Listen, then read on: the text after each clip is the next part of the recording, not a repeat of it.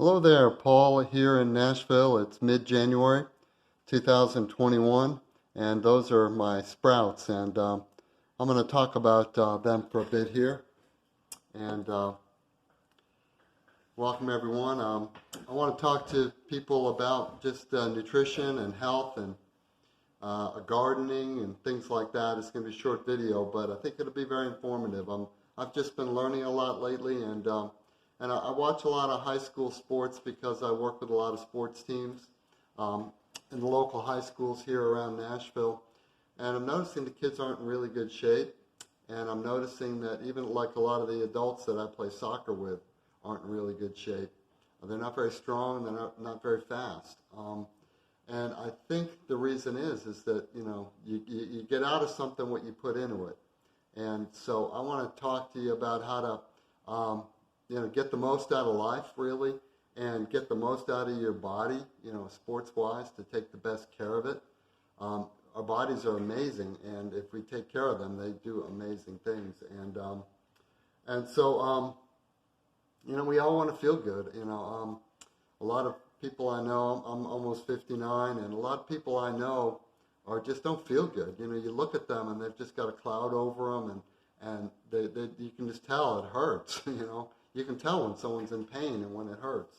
And so I want to talk about that today. And so the first thing I want to really look at is sprouts. Okay, these are lentils.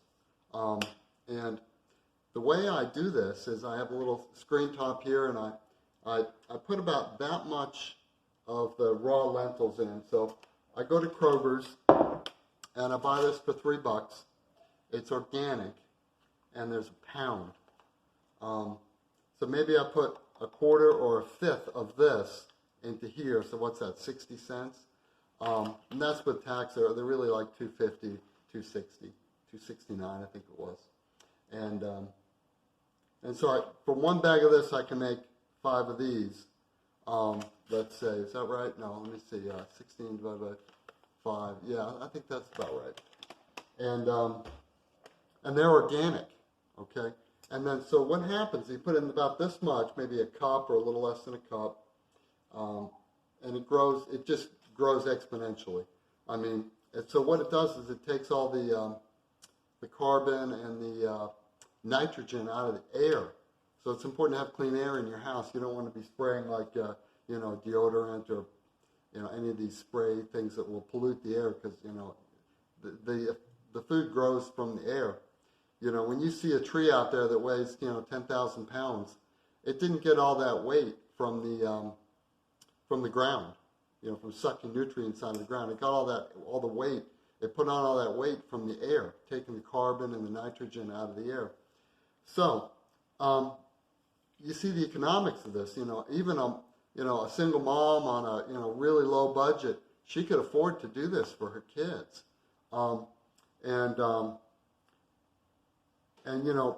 I think a lot of the problems we're having in this country, the immediate problem is you're probably not feeling good. When you get up in the morning, you're probably not feeling like, wow, I really want to go after the day. I really feel great. And, I really, it sounds like I'm selling something, but I'm not selling anything.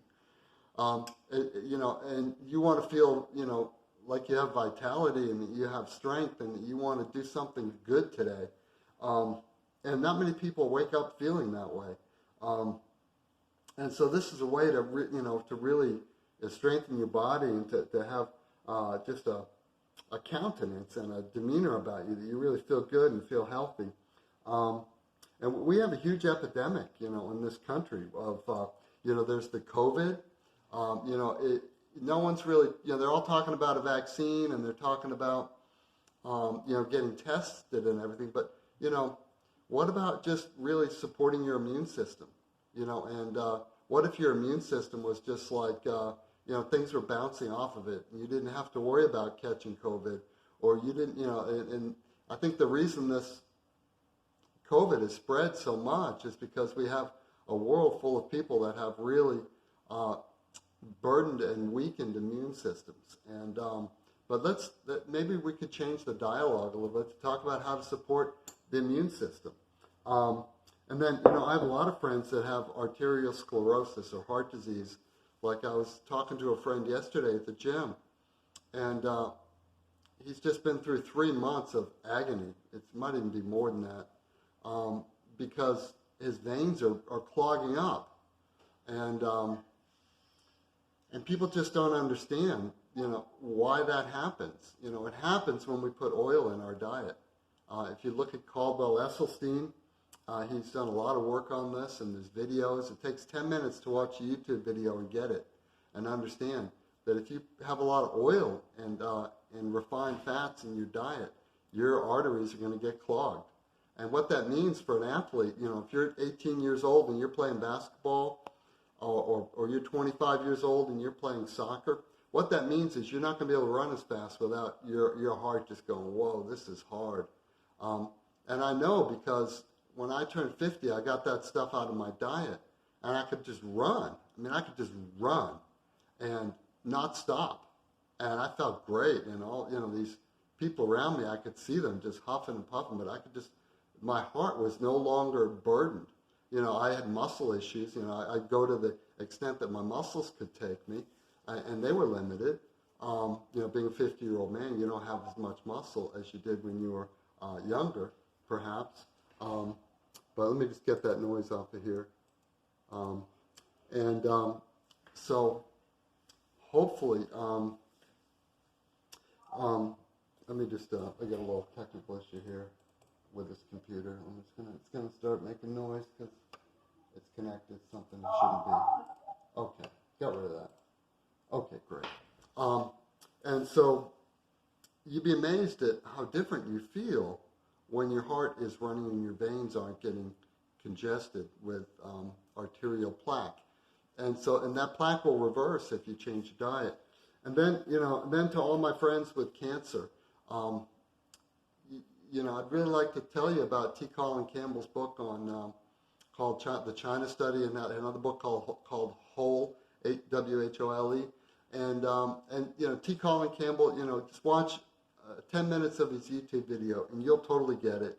And you'll be preventing cancer, and in your friends and your family, and especially moms. You guys are you guys influence so many decisions, with husbands, and with children, and I get through to more moms than I get through to dads. So just not to be sexist, but the mom is so key here, what I've done here is I've just put a few things together for you to watch and see. So I want to talk about this website called Chronometer. And this was a total eye-opener for me. CRONOMETER.com, chronometer.com. And it's free.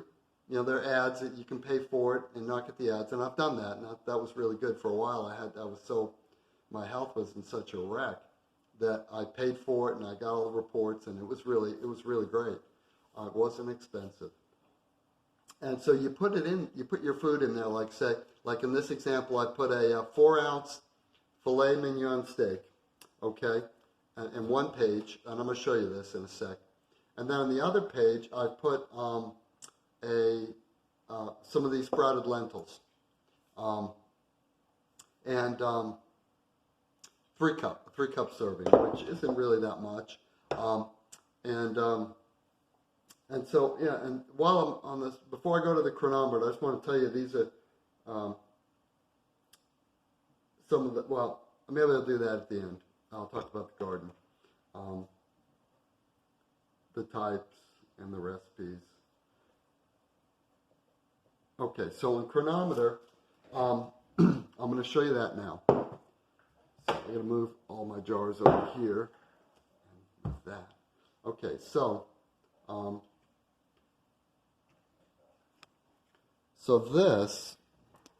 this screen right here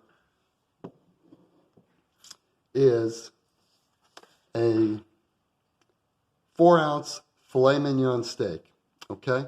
See, there's, you look over here, there's not much, and then you look over here, and there's not much. There's a lot of fat. The red is fat, and the color red stands for alarm. So with one serving of this, you've already gotten way too much fat for the day, 131% of your fat. And that's only a 4-ounce steak. And you're already way over on fat. Okay, and look at this. This is the sprouts, the lentils. You know, they don't have a lot of the sprouting recipes that I'll show you here, but this will give you a good benchmark. Look at all the nutrients here. Look at across here. You know, the iron, the vitamin C, the potassium, the folate. And look at all this protein. And there's protein in steak, but it's cooked. So you can't, it deranges the molecules. You know, when you cook something, the cells get all, they pop, the cells explode. And, it's just basically proteinaceous waste that has to be reassembled. And that puts a big burden on your body. That's why, so I'll show it to you again. Okay, steak, sprouts, steak, sprouts, steak, sprouts. Okay, so that's pretty dramatic, I thought. And I'll put this back over there. And so what I was saying was that when you eat a big steak, and I know, because I grew up doing this and all my life till I turned about 50. And I was all about, going in and getting. I wouldn't eat 4 ounces, by the way. I eat a whole pound. I get a 1-pound steak. That's like no problem. I could crank that down, no problem. And so you can imagine, if you're getting that much fat that way, with just 4 ounces. What about a 16-ounce steak? And you see people walking around, and I used to be, I lost a lot of weight. I went from like 245 to I'm 180 now. In the summer, I'll be down to 170 because I just fluctuate that way. And so you see just what a huge difference it makes. And imagine if we had our sports teams eating, this kind of food, high nutrient-dense food. We'd be winning some games, folks. Like, we'd be getting over the rim pretty quickly, and pretty easily. And, our bodies would just be, inspirational, if our high school athletes were, eating this way. It would be amazing. And I want to talk, and I don't want to get real religious here, because I know that's a big turnoff for a lot of people, and it's a big turnoff for me too. But I want to read just 2 Bible verses that I think really describe this and give us insight into why this is the case, why some things are just so good for you. It says, "The Lord formed the man from the dust of the ground and breathed into his nostrils the breath of life, and the man became a living being." Okay, so God created man from the dust of the earth. You might not believe that. Just hang with me, okay? "Now the Lord had planted a garden in the east, in Eden, and there he put the man he had formed." So it's like 1-2. But God creates the man from the dust, and then he puts him in the garden that he created. So man, garden, they go together, okay? And so I like to garden. And I really, it's sort of like I was born that way, or like my genetics are predisposed where I just like to grow stuff. Like when I wake up in the morning, I want to grow stuff. And I know that's weird, and it wasn't always this way. But I really love gardening and growing things. And so I look at one of these seeds, and I look, each one of these is a little miracle. And, the fact that you can add water and that thing grows, and then, it's amazing. It's inspiring to me. And then I eat it, and I get strong. And the whole thing is just, I find it really inspiring. You don't have to believe in God to be inspired by this. I know a lot of people that don't, but they're still inspired by it. So the inspiration is good, right? So each one of these is, just a miracle in and of itself. And so, and they're so healthy. And so I like to wake up in the morning, and I don't like to sit down and read right away or just, I like to move. And I used to drink tons of coffee, and that would get me moving. But then that ran into some problems with my nerves getting fried and, whatever. You don't want to have too much of that. And the more you have, like if you have 1 cup, you start, and then you got to go to 2 cups to get the same effect. And so you get resistant to it. And so that caused problems. I was getting to be, a lot of coffee. I don't know, maybe 4 cups, 5 cups, till my stomach hurt probably.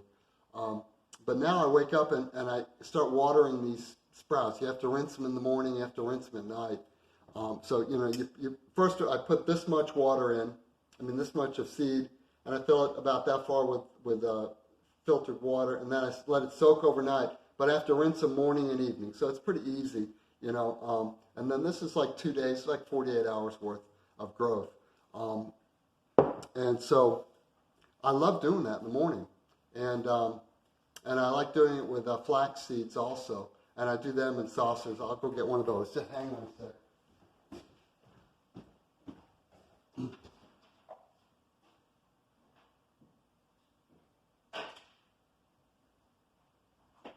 Okay, so sorry about that. So the flax is really gelatinous, so you have to grow them in these little saucers because the saucers absorb water, and I hit them with a spray bottle, and there's a whole process here, and that's fun.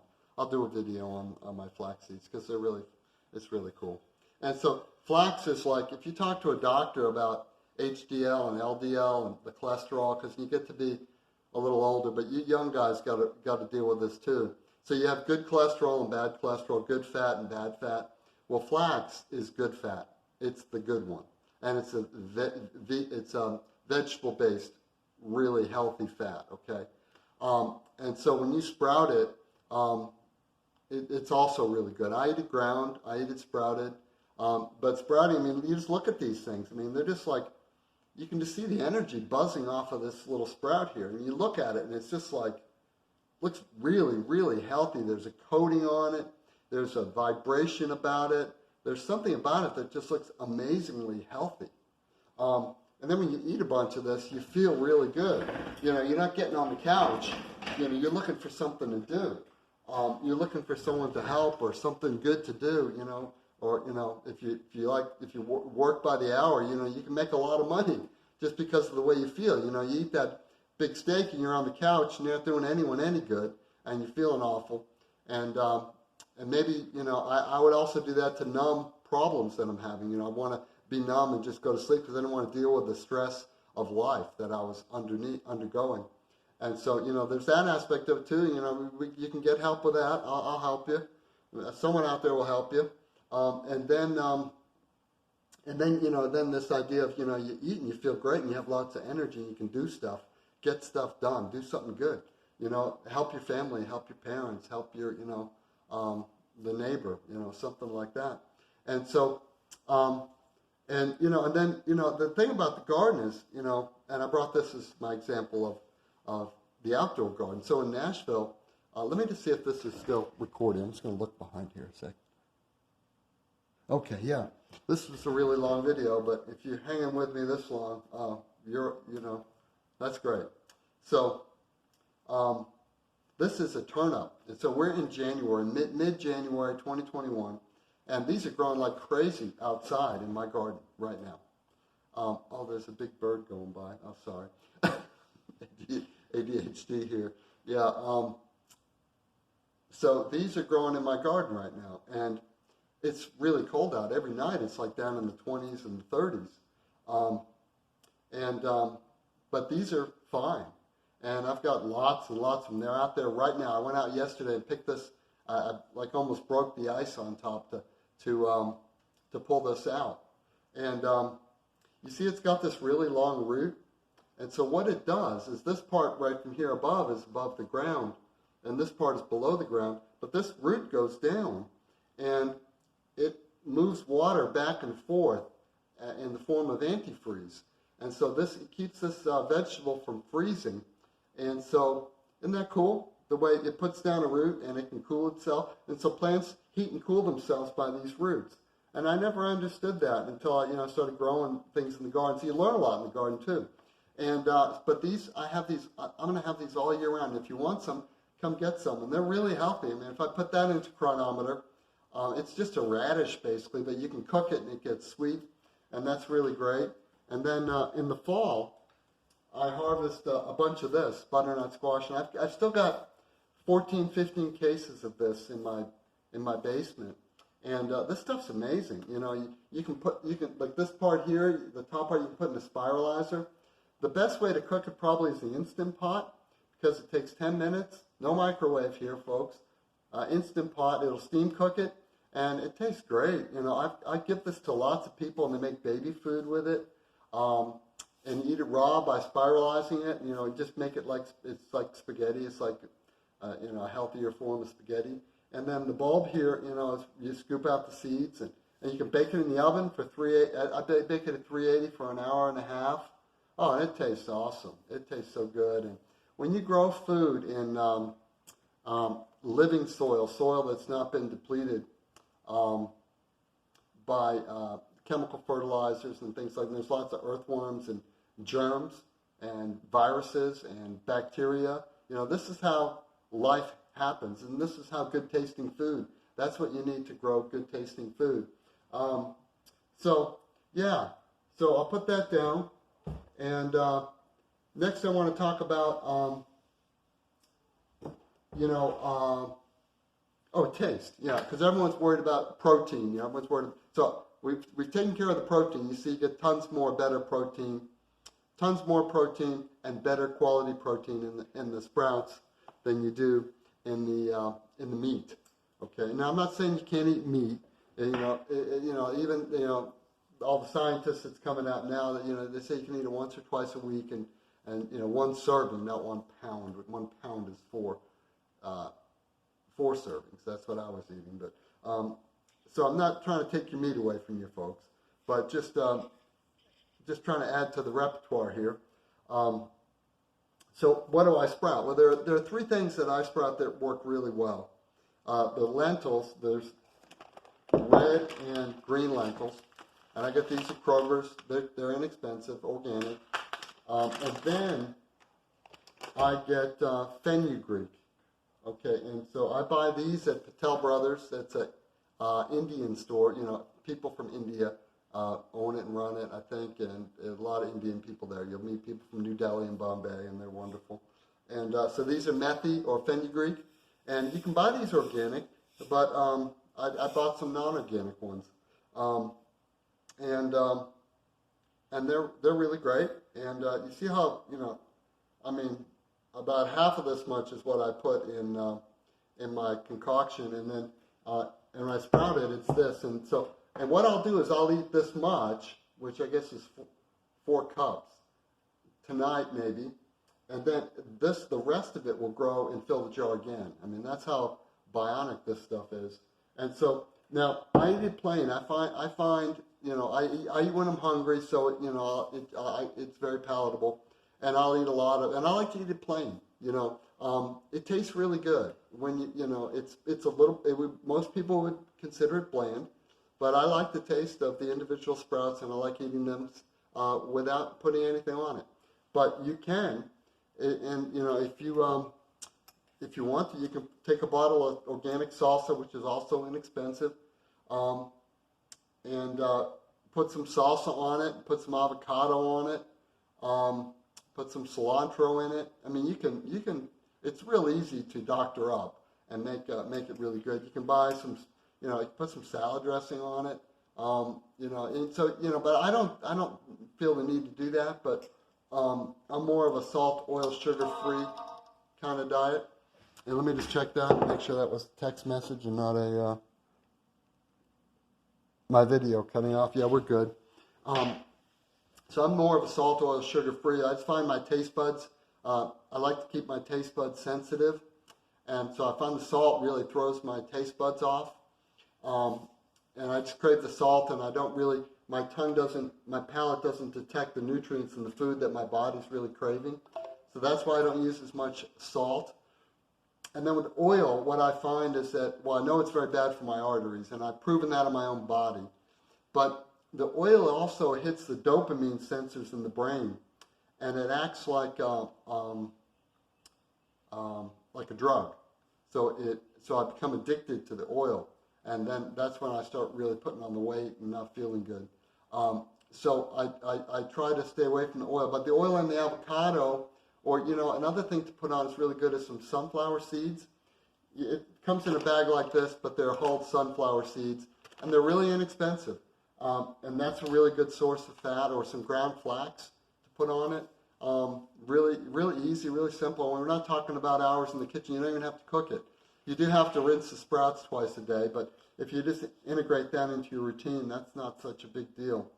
And so, but you see how things just sort of join together. You know, you're connecting your spiritual life, you know, to the garden, to the economy, to the family, and, you know, and even to our security, because, you know, the rate that this country is going broke because of unhealthy people that can't and won't work because they don't feel like it or don't want to, or they're sick, and, you know, it really affects the security of the country. You know, as a country, we're not able to defend ourselves because we're so sick and we're going broke. And so, you know, there's all these sort of issues tied together. And I'm not trying to get political, and I'm not trying to get religious. And, you know, you might, and, you know, I want you to have all the freedom you want to have your opinions there, and I don't want to tell you my opinions, but the point I want to make here is that they're connected, that our physical security and our health and our finances and the amount of money that's in your wallet or in your bank account right now, all these things are connected to our health, because without health, you can't create wealth.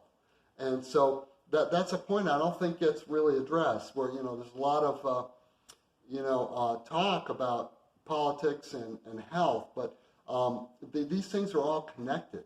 And so, you know, what's this video about? Is it about the healthcare system, or about the sprouts, or is it about, you know, your vertical jump? You know, in basketball, you know, we talk about vertical jump.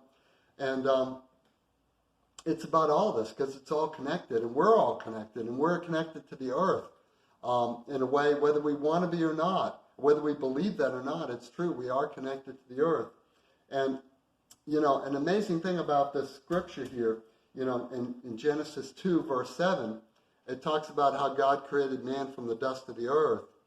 And then it talks about how God put man in the Garden of Eden. But the two things are connected, and this is a really amazing insight that someone helped me get a few years ago, is that the soil, to get really good tasting, nutritious plants and food from the soil has to have these organisms in it. You know, they're fungi, they're viruses, and they're bacteria, and they're, you know, single-celled, multi-celled, and all these organisms. That's what you need to get food that tastes really good and that is healthy. But then when you eat that food, and this is going to gross you out, but there are all those types of organisms, analogous organisms, are in your gut. So there's like 5 trillion organisms, and so you're really feeding a bunch of parasites down there that are chewing it up, spitting it out, and nourishing your body. It's a symbiotic relationship.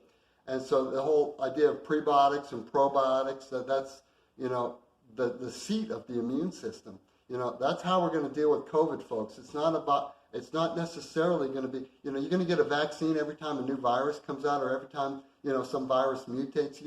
That's not very practical.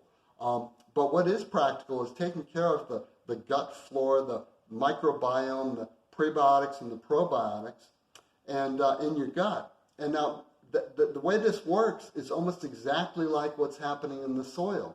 You need a living microbiome in your gut in order to thrive and to process and to assimilate nutrients. And it makes perfect sense. And, you know, you see that in Genesis 7 and 8, those two verses are right back to back, you know, about the soil and the dust of the earth, and how we were created from the dust, and then those same principles or laws of nature, if you will, are existing in the soil as they are in your gut. And that's a really amazing thing when you think about it. And as I grow food, and as I try to stay healthy in my later years, and try to help my friends to stay healthy and strong, it's just amazing that these two worlds collide, and they're almost exactly the same. And, you know, you got people making these books, like Josh Axe just came out with a book, well, it's been a couple of years now, called Eat Dirt. and and talking about how you need those you need to seed the microbiome by not sterilizing everything, and all of our food is sterilized, even the organic food you get from Kroger's. And so let's try to get a healthier view of how we connect to the garden and how to take care of our bodies. And I just put out a few examples here. So the third thing I got the lentils, the fenugreek, and the mung beans. These are all the, you see these in Chinese food a lot. When you go to like a Chinese restaurant, there'll be all these mung bean sprouts. And these sprout they're really voracious when they sprout. And so, that's about maybe an eighth of that jar full. And I'm not into measuring everything. Maybe a cup. So that's 1/8 full. And if I filled that with water, this thing would be out of the top in like a day, 2 or 3 days. And just to give you an idea how much free food you get. Yeah, we all like free food, right? So, feel free to text me or message me with your ideas and your input. I have tons of radishes. If anyone in Nashville, any of my friends here in Nashville want some radishes, not radishes, purple top turnips, they're in the radish family, or some squash. I got tons of this stuff. My cup is overflowing, and I'd love to bless you with some of this if you're into that. You want to try it. If you got a friend who's got cancer or heart disease, and you want to, or maybe you have cancer or heart disease, and you want to try to get healthier, I got it all in my basement and in my garden, and I'll just load you up and help you get out of the problems that you're in. And I'm all about that. So I got tons of this stuff, and literally it's probably about a ton. Tons would be an exaggeration. I probably got 1,500 pounds this year, and it just keeps coming, and it's so easy to grow. So